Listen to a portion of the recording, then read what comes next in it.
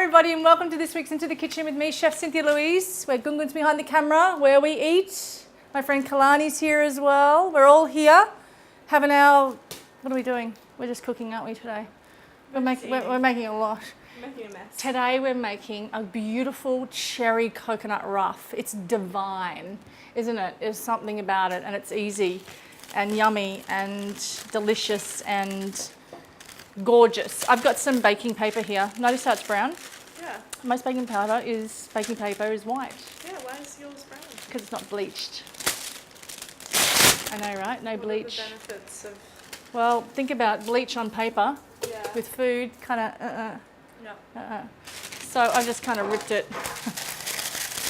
kind of scabbily. All my pastry chefs friends will be like, oh my God, Cynthia.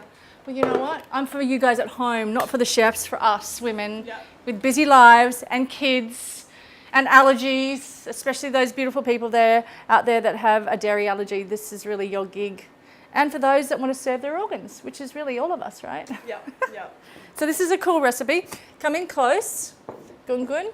I've got shredded coconut. I've got some dried cherries, some sour cherries. I've got some desiccated coconut. I've got some cacao powder, beautiful cacao powder. I've got some coconut cream, some coconut sugar, some almond butter.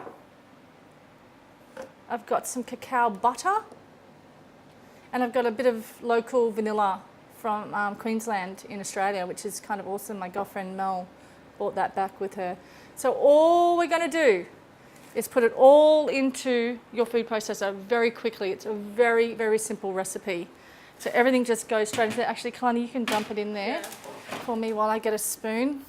It's good having the kids around because they help.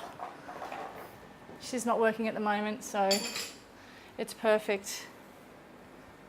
You are a great help. It's a win-win situation. I get to eat all this yummy food and learn some cool tips. This is a cool recipe, isn't it? This one. It's like... Singing from the onion. What did you do? I don't know. I'm just when I smell onion, I start. You sure it's not from the ginger? And I start crying. Maybe it's from the ginger. Are you alright? I'm really sad. Ginger. Alright, snap out of it, kid. I'm just getting emotional over these brownies. They're so good. Okay, you're just going to whiz it for like 5 seconds. If it starts. It's not funny. Chuck that in there. And action. Okay, go.